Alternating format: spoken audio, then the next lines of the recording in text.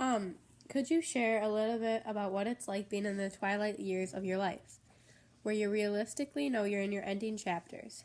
Do you think about things like leaving a legacy or finishing well? Well, of course, we think about the ending chapters of our life.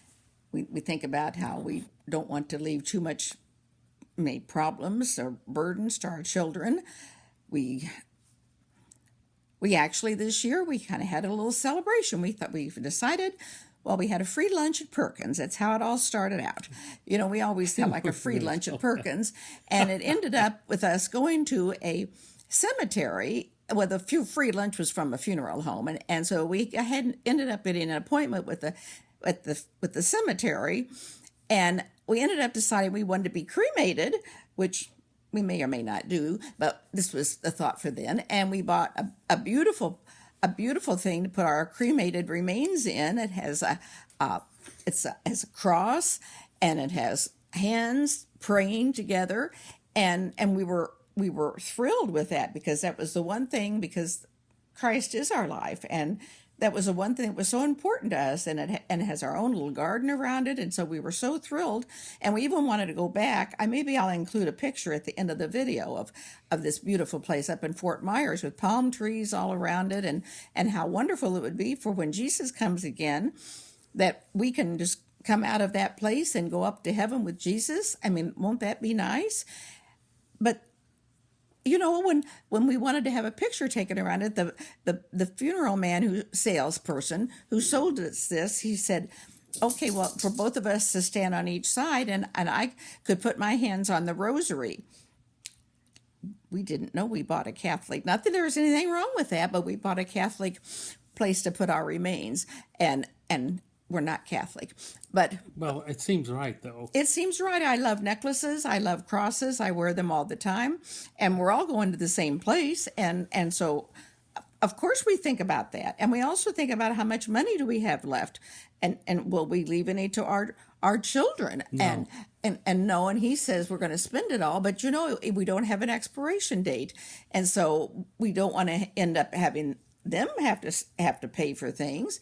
And so that's a big worry that our parents had, and now we have that worry, and so, you know, mostly we're just so thankful that we've been able to do all the things that we've been able to do, but we don't want to be a burden to them. We do want to pick out our own retirement nursing home if we have to have one. We don't want to put that on our children, and we worry about that, and we worry about if we can afford that. I mean, we worry about all those things, and that's when faith comes in, and that's when we realize that we need to pray for more faith, that God will take care of us, and he'll carry us through, because only he knows that expiration date. Yeah, we tell ourselves, like what the Apostle Paul said, he has been in all kind of situations. He's been wealthy, he's been poor, he's lived in jail, he's lived in mansions, and he was content with his circumstance.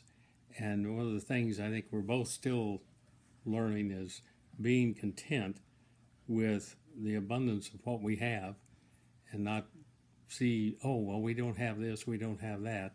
But one thing that you didn't finish saying about our little graveside, we thought it was appropriate that we're Methodist in Tennessee, where we live, with where all of you are, and we're Baptist in Florida. So we're Metho-Baptist, and we've been other things in the past, and, you know, labels. We've been Christians. Oh, we are Christians. Well, yeah. With the Christian church.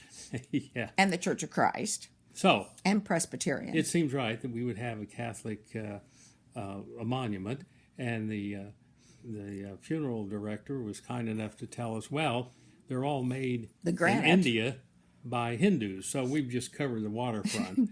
But I think the legacy that we want to leave is that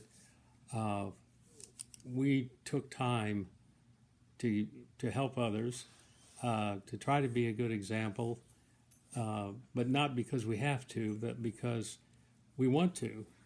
And I think if there's anything good about being old is we have time to reflect on that, where we're not chasing a career, we're not trying to be well known now by whatever industry we might have been associated with.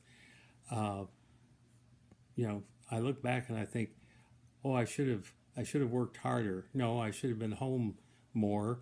I should have been with you more. We should have been with I should have been with our kids more. Uh, don't say that same thing, because all of us, and there's a lot of retirees down there, and we've all said that. And we all said we don't miss work. We're friends with people, I think, that have been maybe CEOs of their companies, down to, people that worked in almost menial jobs. And nobody cares. And that's what's important, is that we care about the people, not whether they were successful in the world's terms or not. So I think, we've talked that we want to have on our gravesite Micah 6:8. You can look it up. And also, I think you probably have never heard anyone say, I wish I had spent more time working. I wish I had spent more time playing golf. I wish I had spent more time doing whatever other thing that you were doing.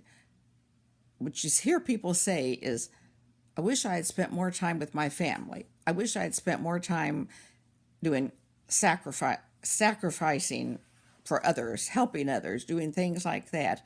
That's what I'd like to look back on and say that I did more of that, rather than having a clean kitchen floor. That's more important. Thank you for listening to us.